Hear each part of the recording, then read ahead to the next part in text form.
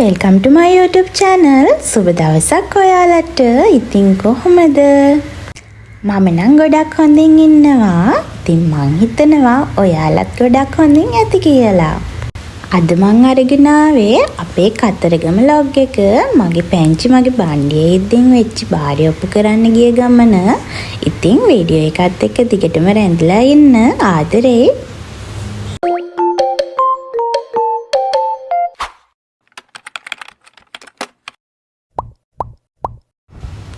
ඔන්න ඉතින් අපි උදේම නැගිටලා ගමන යන්න පිටත් වුණා. චූටි මණිකවත් අරගෙන බඩුත් ඔක්කොම අරගෙන අපි මේ ගමන යන්න තීරණය කරේ බස් එකේ. ඉතින් අපි චූටි මණික දැන් එන්නේ චුට්ට පන්නිත වෙනවා. එයාට ඕනලු ත්‍රිවිල් එකේ අම්මගේ තාත්තගේ යොඩකුවේ නැතුව තනියම වාඩි වෙලා යන්න. ඔය බලන්නකෝ අම්මගේ සයිඩ් බෑග් එකත් අරගෙන එයා වාඩි වෙලා යන ලස්සන. ඉතින් අපි මාකුමර හයිවේ බස් ස්ටෑන්ඩ් එකෙන් තමයි කතරගම යන බස් එකට නැග්ගේ. අපි පික්නික් එකෙන් බෑලා බස් එක එනකන් ස්ටෑන්ඩ් එකට වෙලා හිටියා. ඇත්තටම අද හරිම ලස්සන දවසක්. බබාගේ කෑම එක දැන් කවන්න බෑනේ බස් එක ආවත්. ඒක නිසා බිස්කට් එකක් එයාට කන්න දුන්නේ. අපි කලින්ම ෂීට් බුක් කරලා තිබ්බ හින්දා අපිට ඇත්තටම ප්‍රශ්නයක් වුණේ නැහැ. පොලිමේ ඉඳලා පොරකාල බස් එකට නගින්න ඕනේ නැහැ. මොකද ෂීට් දෙකක් හම්බ වුණොත් පැංචිත් එක්ක අමාරු නිසා අපි කලින්ම ෂීට් බුක් කරා. අන්න ඉතින් දැන් අපි යන්න පිටත් වුණා. වෙනව නේද? මං කිව්වේ එයාට ආසයි තනියෙන් වාඩි වෙලා යන්න. අන්න බලන්නකෝ තව චුට්ටකින් මොකද වෙන්නේ කියලා. බලන්නකෝ හොඳට තේරෙනවා වගේ වටපිට බල යන විදිය. අන්න එපා රික්කත් වැටෙනවා. ඊට පස්සේ මං එයාට කුක්කු එකක් හදලා දුන්නා. මගේ පැංචිට දැන් අවුරුද්දයි මාස 5ක් වෙනවා. ඉතින් එයා හැමදේම අලුත් විදියට හිතන්නයි අපි කරන වැඩ කරන්නයි තමයි හදන්නේ. මෙහෙම ෂීට් එක මැදින් වාඩි කරගෙන ගියාට එයාගේ තාත්තියාව කකුල් දෙක පැත්තෙන් අල්ලගෙනයි ඉන්නේ. එයා ටිකක් උදේම නැගිටපු නිසා ඔන්න කුක්කු එක බීලා එයාට තාත්තගේ ඔඩොක්කුවේ එහෙමම නින්ද ගියා. මේ එයාගේ ජීවිතයේ පළවෙනි පාරට බස් එක්ක යන ගමන. ඉතින් එයාත් ඒවට පුරුදු වෙන්න එපැයි. ඉතින් අපි මුලින්ම බස් එකෙන් බැහැලා නවතින තැනට ගියා. අපි ගෙන ආපු බෑග්, බබාගේ බඩු, ඒ දේවල් ඔක්කොම රූම් එකෙන් තියලා අපි තීරණය කරා උදේට මොන හරි කන්න එළියට යමුයි කියලා. පැංචිට නම් මම උදේම ගෙදරින් එනකොට කවුපි ටිකක් තම්බගෙන ආවා. ඒක බස් එකේදී එයාට පොඩ්ඩක් කවා ගත්තා. මුලින්ම අපි කන්න ගත්ත බත් එකෙන් බොහොම අමාරුවෙන් තවත් චූටි බත් කටවල් දෙක තුනක් එයාට කවාගෙන තමයි මං කන්න පටන් ගත්තේ.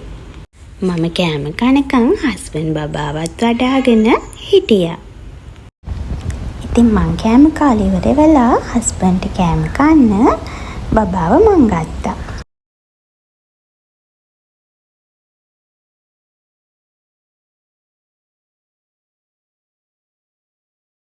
එයා හරි ආසයි මේ වෙලාවට. මොකද අම්මේ තාත්තේ දෙන්න ඔෆිස් ගියාම එයාත් තවල් දවසම අත්තම්මත් එක්ක තනියමනේ ඉන්නේ.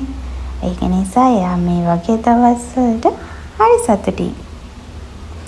දැන් හස්බන්ඩ්ත් කෑම කාලා ඉවරයි. අපි ඉතින් කෑම කාලා බබාවත් අරගෙන මේ යන්න හදන්නේ සෙල්ල කතරගම. බස් එකේ යන්නත් පුළුවන්. දැන් ඉතින් බබාට ටිකක් අමාරුයිනේ. එයා උදේත් එනකොට බස් එකෙන් ඇවිල්ලා. ඇත්තටම ඒ යන පාර දෙපැත්ත හරිම ලස්සනයි. ලොකු ගස් වවල හරිම ලස්සනට තිබ්බා. මේ දවස්වල නම් ගොඩක් වැස්ස තිබ්බේ නෑ. වතුරත් ගොඩාක් අඩුයි. අපි මේ යන්නේ මුලින්ම නාගන්න. හවස් වුණාට පස්සේ බබාව නාවන්න බෑනේ. එයාට සීතල හැදෙන හින්දා අපි මුලින්ම නාල ඉවර වෙලා දේවාල වඳින්න යන් කියලා තීරණය කළා.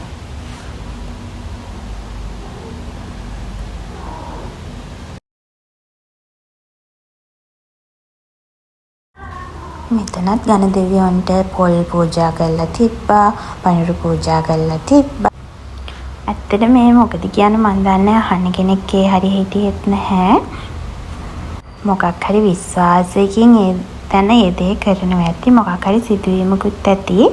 දන්න කෙනෙක් ඉන්නවා නම් කමෙන්ට් කරන්නකෝ බලන්න, මටත් දැනගන්න.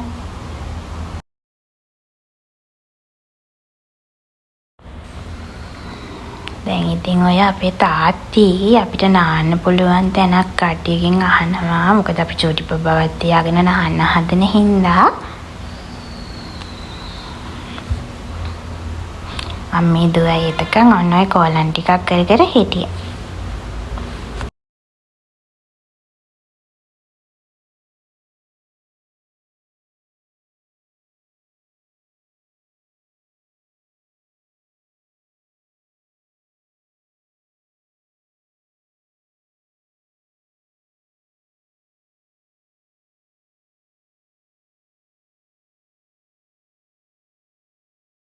අපේ බබා වෙනදට වතුරට බයයි. හයියෙන් අනිනවා. අද හරි මාසාවෙන් වතුරට වෙලා හිටියා. මටත් පුදුමයි.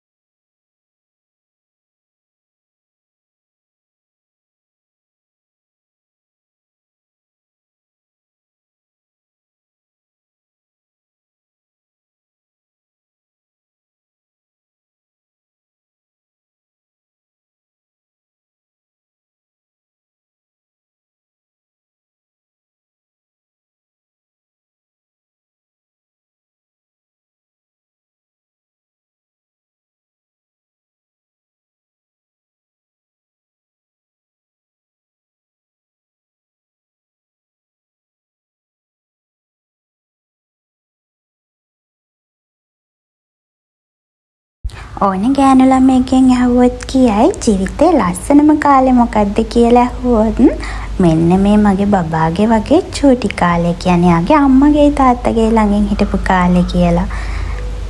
ගෑනු ළමයි ටික මට කමෙන්ට් එකක් දාන්නකෝ. ඔයාලගේ ජීවිතේ ගොඩාක්ම ලස්සන කාලේ මොකක්ද කියලා. අපි ඉතින් අපේ බබාත් එක්ක චුට්ටක් ඉඳලා එයාව චුට්ටක් වතුර සෙල්ලම් කරන්න දීලා එයාට සීතල හැදෙන හින්දා මම එයාව ගඩට එක් කරගෙන ආවා. ගඩට එක් කරගෙන ඇවිල්ලා සීතල යන්නත් එක්ක එයාව ටවල් එකකින් වතලා තියාගෙන හිටියා. දැන් හස්බන්ඩ් නාලා ආවට පස්සේ බබාව හස්බන්ඩ්ට දීලා මං නා ගන්නවා. අනේ එහෙම ඔතලා ඉන්නකොට නම් මට මතක් වෙන්නේ චූටිම දවසේ ඔතලා මං ගාවට දීපු මගේ චූටි පැංචිව. තුන්දෙනාත් එක්කම නාලා ඉවර වෙලා මල් පහන් අරගෙන ගණදෙවි කෝවිලට යන්න තමයි හදන්නේ.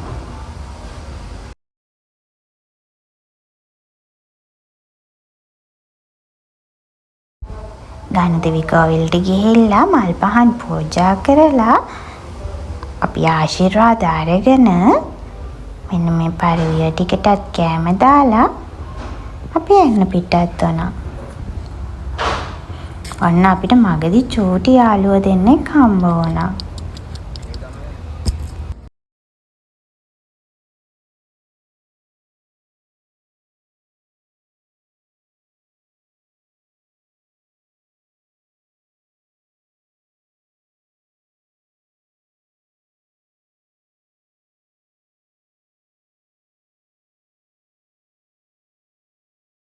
ඉතින් අපි සෙල්ල කතරගම ගිහින් එනකොට මමයි බබයි හස්බන්ඩ්යි බස් එකේ එන්න ආවා. අපි එනකොට දොඩම් බීම එකක් එහෙම බීලා බබාටත් එයාගේ බෝතලේට බීම එකක් හදලා දාගෙන එහෙම ආවේ. ඔන්න ඉතින් බලන්නකෝ ඒක බීලා එන ගමන් මගේ පැංචිට හොඳටම නිින්ද ගිහිල්ලා. බබත් නැති නිසා අපි හොටෙල් එකට ගිහිල්ලා ටිකක් වෙලා නිදාගෙන ඉඳලා හවස 7ට විතර ආයෙත් කතරගම දේවාලට යන්න පිටත් වුණා. ඉතා මැණික්ගඟේ වතුර අඩු නිසා ගොඩක් අය ගඟෙන් එගොඩ වෙලා තමයි දේවාලයට වන්දනාමාන කරන්න යන්න ගියේ.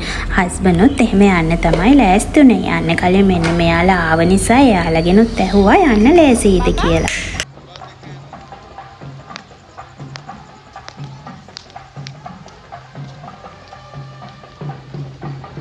මොනවද කරන්නේ යන්නේ? අම්මා ෆෝන් එක අරගෙන. තිමෙත් දන්නේ.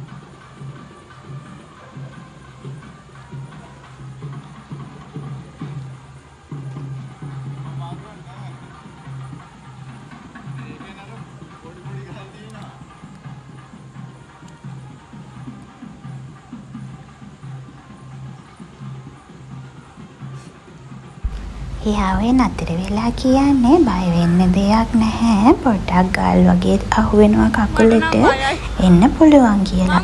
ඒ වුණාට ඇත්තටම මට හරිම බය හිතුණා. ඒකෙන්ද මං එහා පැත්තෙන් ආවා. මට බය නිසා මම පාලෙමින් ඇවිල්ලා එයාලා එනකන් ටක් ගාලා අනිත් පැත්තට දුවගෙන ආවා.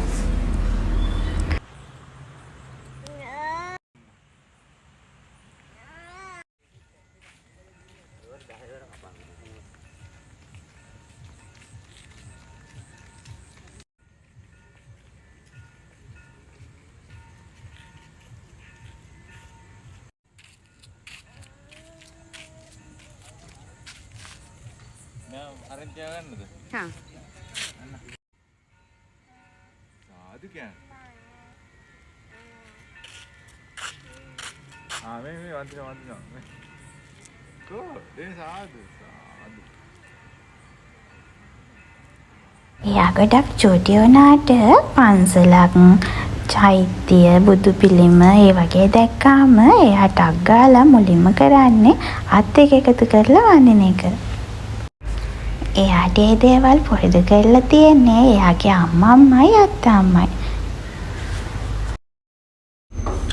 අපි දේවාලෙට ගිහිල්ලා ආශිර්වාද අරගෙන පැංචිගේ බාරේ පහුදා උදේම ඔප්පු කරන්න හිතාගෙන ඔය බලන්නකෝ අපි චූටි මැණික. දැන් හොඳට තේරෙනවා. යා හොඳට ඔළුව නමලා සාදු කියනවා. නළලට අත් දෙක තියාගෙන වඳිනවා. ඒ දේවල් එයා හරි ලස්සනට දැන් කරනවා. හවස පොඩි කණ්ඩායම් වගේ එකතු වෙලා කාවඩි වගේ දේවල් අර වැලිය මිදුලේ ගොඩක් තැන්වල තිබුණා. දැන් එයා අපි එයාව වඩාගෙනම ඉන්නවට කැමති නැහැ. මොකද එයාට දැන් ඕන බිමට බැහැලා සෙල්ලම් කරන්න. බිම තියෙන දේවල් අල්ලන්න. ඒ වගේ දේවල් වලට තමයි එයා ගොඩක්ම කැමති. හැමදාම නෑනේ. ඒකෙන්ද එයාට වැල්ලේ ඇති වෙන්න සෙල්ලම් කරන්න දුන්නා. එයා හරි ආසයි ඒ වැඩේට. දැන් ඉතින් දවසම හරි අපිට ඔහොම තියලා බලන් ඉන්න පුළුවන්. කිසි කරදරයක් නෑ. බලන්නකෝ හම්බෙච්ච තව චූටි යාළුවෝ ටික. කිරිවැහෙරට යන තැනම බෙලිමල් දන්සලකුත් තිබ්බා. ඒ දන්සලත් වැඳලා අපි කිරිවැහෙරට මල් පූජා කරන්න යන්න තමයි හදන්නේ. ඉතින් එයාව තිබ්බා වඳින්න කියලා ඔන්න නළලට අත් දෙක තියලා වැඳලා ඔන්න එයා එයාගේ ගමනේම යන්න ලෑස්ති වෙනවා. පුතේ ඔළුව නමලා වඳින්න පුතේ. කො ඔළුව නමලා වඳින්න. කො ඔළුව නමලා වඳින්න සාදු. කො very good. ඔළුව නමලා